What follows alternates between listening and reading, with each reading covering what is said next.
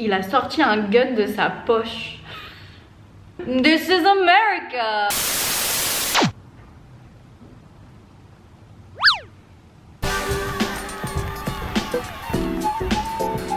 Hi!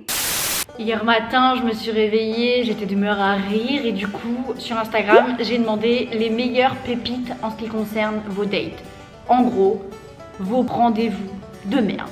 Vous m'avez régalé au point que je me suis dit c'est pas possible, je peux pas garder ça pour moi. Bien évidemment c'est anonyme et j'ai demandé aux personnes qui ont partagé leurs histoires avec moi si j'avais le droit d'en rigoler sur YouTube. Ils m'ont dit oui. Du coup je vais vous raconter les pires dates que j'ai recensées hier et le mien. J'ai eu pas mal de messages de personnes qui me disaient ouais donc j'ai matché avec cette personne sur une application de rencontre et quand est arrivé le jour de la rencontre physiquement parlant ça n'allait pas du tout. Quoi qu'il en soit, je vais pas m'attarder sur ce genre d'histoire parce que on ne va pas se mentir, sur une application de rencontre on se met en bombe bébé. Je vais prendre mon exemple, j'ai un nez pourri. D'accord que je vais pas mettre en description boss chelou sur le pif, surtout à ne pas regarder de profil. Non, non, non. Et ma tête là, c'est parce qu'hier soir, ma host elle m'a dit allez c'est vendredi, on ouvre une petite bouteille, on trinque à une énième semaine de confinement. Le problème c'est que ma host elle m'a chauffé de fou, elle a bu un verre. Moi, du blanc moelleux, tu me laisses la bouteille sous les yeux, j'ai déglingué la bouteille, je me tape une de ces... Je me tape une de ces gueules de bois, mon pote, j'ai qu'une envie, c'est de dormir. L'ambiance du réveil, c'était un 2 sur 10, hein. Et encore. Alors, j'en ai une qui dit j'ai été boire un verre avec un gars, il m'a offert la tournée, donc très sympa, mais ça n'a pas matché. Je lui ai dit quelques jours après que ça ne marcherait pas entre nous, alors il m'a réclamé de lui rembourser les 2,30 € du Monaco que j'avais bu le jour du date. Oh là là, mais ça c'est le seum qui parle. Au petit chou avec ses 2,30 €. Bon, 2,30 € c'est 2,30 € certes, mais c'est l'expérience aussi en soi d'avoir rencontré quelqu'un d'autre. Faut arrêter d'attendre un retour sur investissement, hein. Oh là là, j'en ai un qui est pas mal. Il passait son temps à rapprocher son visage du mien alors que tout mon langage corporel criait la gêne. Quand il a commencé à être tard, je lui ai dit bon, je vais peut-être y aller. Et il ne répondait rien, il me fixait en souriant et c'est tout. J'imagine, oh là là là là là là là. Il a fini par me raccompagner à ma voiture. Il a tenté une énième fois de m'embrasser. Je l'ai évité de peu et je suis rentrée direct dans ma voiture. J'ai eu un gros fou rire sur la route parce que j'étais trop heureuse que le date soit terminé. Non mais meuf, je te comprends tellement. Et ça vaut autant pour les mecs que pour les meufs. C'est tu sais quand quelqu'un ne veut pas. Et au pire des cas, si t'es pas sûr, tu demandes. C'est pas compliqué. Ensuite, première rencontre en face à face avec cette fille, je l'attendais à l'endroit qu'on avait convenu. Je la devine arriver au loin, je suis au max, grand smile et tout. Elle se dirige vers quelqu'un d'autre, lui fait la bise et part avec lui. Avant de revenir une minute plus tard vers moi après s'être rendu compte qu'elle s'était trompée de mec. Alors ça pourrait trop m'arriver. Ah bah non, je ne date plus. J'ai un mec, c'est vrai, je trouve ça chou en vrai. Là on en a un qui est pas mal. Pendant le date, nous avons commencé à nous embrasser. Il a sorti un gun de son pantalon pour le ranger dans la boîte à gants. This is America! Ça m'aurait refroidi direct. Donc pour ceux qui ne savent pas, le port d'armes est autorisé aux États-Unis. Donc vous, comme moi, on peut se pointer dans un magasin demain matin et acheter un gun. Voilà. J'ai l'impression que c'est le Far West, wesh. Alors celui-là, c'est ma pépite. Et vraiment, j'ai eu un fou rire quand j'ai lu ça. Un date Tinder, première rencontre. Le mec me dit qu'il est dépressif, ancien drogué, finit par fondre en larmes pour l'incendie de Notre-Dame et me propose d'aller se recueillir devant pour un avenir meilleur car il y avait vu le démon dans les flammes. What the fuck, dude? Ça fait beaucoup pour un premier date, Coco. Je vois aucun problème à être dépressif et tout ça. Je veux dire, chacun a ses problèmes, mais de là à déballer ton sac pour le premier date et mettre l'autre personne dans une position assez délicate...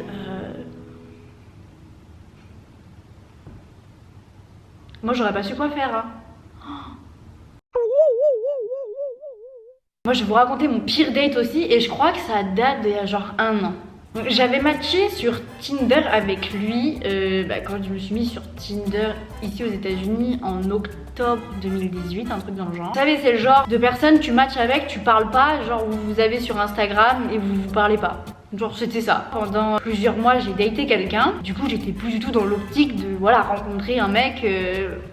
Vous avez compris. Et bref, À un moment, ça s'est fini avec la personne que je datais à cette époque-là. Et j'étais en ville un jour et je croise le gars avec qui j'avais matché en octobre et avec qui je n'avais jamais parlé. Et en le croisant, déjà, ça m'a pas percuté direct que c'était lui. Genre, j'ai eu un temps de réflexion pour savoir d'où je le connais, le mec. Le temps que ça percute là-haut que c'était un mec à qui je n'avais jamais parlé, mais que j'avais sur Instagram, bah, il était plus là.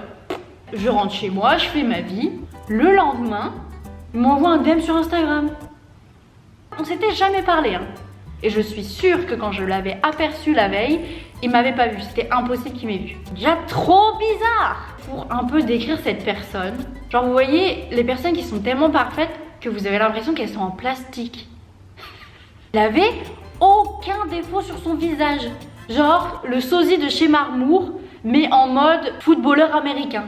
Voilà, c'était un peu ça. Ouais, d'ailleurs, je l'appelais chez Marmour et à l'heure actuelle, je n'ai aucune idée de son prénom. Je ne me souviens pas de son prénom. On commence à parler tranquille et il finit par me proposer un date, à me dire ça te dit qu'on se retrouve dans un bar. Il me fait des propositions et j'en choisis un qui est dans le quartier où une copine habitait à cette époque-là. Au cas où ça se passe pas très bien, j'ai ma copine pas loin, tu vois. D'ailleurs, avant de partir en date, vous prévenez 2 ou 3 copines, vous activez votre localisation. La base. Oui, je suis encore enrhumée, je suis désolée, il fait 3 degrés dehors. Là, toute la France est le cul à l'air sur des transats en train de bronzer. Ce n'est pas le cas pour tout le monde. Le jour du date arrive, ça devait être un samedi, je pense. On s'était donné rendez-vous à 7h. Je crevais la dalle. Fallait que je mange. Je le vois, on se dit bonjour, il est vraiment beau. Donc on arrive dans le bar. Vous savez, c'est différent quand vous voyez des photos de quelqu'un et quand vous voyez la personne en vrai. Son attitude, sa posture, sa gestuelle, etc. Il était mais hautain. C'est le genre de personne, il est beau et il le sait. Et mon pote, il va te le faire comprendre. On s'assoit et c'était un bar-resto. Là, je lui dis, tu vas te prendre quoi à manger? Et là, il me dit, ah non, mais j'ai déjà mangé moi. Frère, il est 7h. Donc là, je lui dis, bah écoute, moi je vais manger quelque chose parce que là j'ai trop faim. Je commande un truc, je sais pas, j'ai dû commander une salade, bref, j'en sais rien. À l'heure actuelle, je l'attends encore. Je sais pas si le mec du bar, il voulait m'envoyer un signe et abréger mes souffrances, ou si, à contrario, il était très vicieux et il voulait que le calvaire dure et dure et dure. Donc après avoir commandé ma salade qui n'arrivera donc jamais, je m'étais dit qu'on allait prendre un verre. Et là, le barman nous donne la carte des alcools. Et là, il lui demande, est-ce que je pourrais avoir une carte avec les softs parce que je bois pas d'alcool. Et là je regarde, je dis ah bon tu bois pas d'alcool? Genre sans jugement, ok t'as le droit de pas boire d'alcool. Et elle me dit oui parce que ce soir je veux pas me coucher après 9h parce que demain je vais à la salle de sport. Pour ceux qui me connaissent, à l'époque en tout cas je faisais la Java tous les week-ends. Oh là là, le bon vieux temps. La salle de sport, c'est mon enfer sur terre. Je déteste ça. Là, de l'écouter parler de son mode de vie, de son hygiène de vie qui était encore plus parfaite que les traits de son visage. Qu'est-ce que je fous là? Après, je me suis dit, c'est cool pour lui, tu vois. Nos modes de vie sont à 1000 lieues, quoi. On va pas se mentir. Tant bien que mal, j'essaye de meubler, j'essaye de m'intéresser en me disant, de toute façon, t'es là, donc il faut bien que tu rentabilises ton trajet en Uber. Donc, heureusement pour moi, comme dans tous les bars américains, en face de nous, on avait des grands écrans qui rediffusaient des matchs sportifs. Après, j'avais du baseball. Il a dû croire que j'étais une grande fan et que j'étais captivée par le match. Je préférais être concentrée sur un match auquel je ne comprenais rien plutôt qu'à d'essayer de meubler, quoi. Il me parle vraiment de son hygiène de vie qui est irréprochable. Il me dit qu'il travaille énormément. Il passe son temps libre juste à aller à la salle. J'ai rien contre personne, j'ai pas de préjugés ou quoi que ce soit, mais alors vraiment je savais que j'avais rien à foutre ici, que j'étais en train de niquer mon samedi soir. On continue un peu de parler et là il me sort que sa mère est française. Alors là je me dis ça sort de nulle part, frère ça fait déjà 1 heure qu'on est là, tu sais que je suis française. Donc je lui demande de quelle région elle vient. Et elle me dit non mais elle est canadienne. Là je suis confuse. Donc il me dit elle est canadienne mais vit dans une partie francophone du Canada, donc bah voilà. Et là je fais l'erreur qui aurait pu me coûter ma vie. En rigolant je lui dis eh oh, me dis pas qu'elle est française si elle est canadienne, on ne compare pas l'incomparable. Seigneur, là je me suis dit oh là là là là là là là là là. Ah ça c'est sûr que s'il y avait eu de l'ambiance, je l'aurais niqué. J'y ai pas perdu grand chose du coup. J'ai vu son faciès changer, vraiment son regard s'assombrir. Il m'a lancé mais l'un de ses regards. Donc là je me suis dit ok Margot, sors-toi d'ici. envoie un message à ta copine en lui disant de t'appeler ou quoi que ce soit. Je sais plus le micmac qu'on a mis en place. Je lui dis bon écoute, j'ai une copine que je dois absolument voir, donc je vais m'en aller.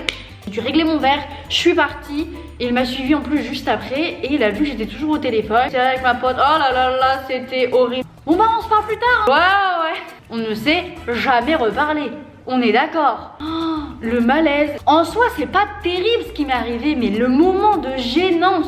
Oh là là. Nous pouvons retirer 2 enseignements des mésaventures de Margot. Premièrement, tâtez le terrain avant de faire un usage excessif de second degré. Et ensuite, si chez Marmour vous propose un rencard, ne parlez pas de sa mère. Du coup, après, je crevais toujours la dalle. J'ai rejoint ma pote. On a été se manger un cheesesteak et non pas un cheesecake. Qui est la spécialité de Philly, du pain, de la viande, du gras, du fromage.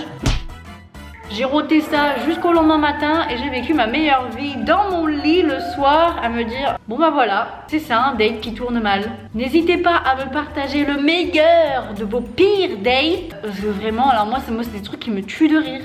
Ah, j'ai une annonce à faire. Nous venons de passer la barre des 12 millions d'abonnés sur ma chaîne YouTube. Faux. La barre des 1000 abonnés sur ma chaîne. Mais franchement, je suis grave contente. Et pour ceux qui se sont toujours pas abonnés, bah vous cliquez là. Putain. Sur ce, je vais vous laisser. Portez-vous bien, lavez-vous les mains, racontez-moi vos pires dates dans les commentaires. Et voilà. Allez, des kisses.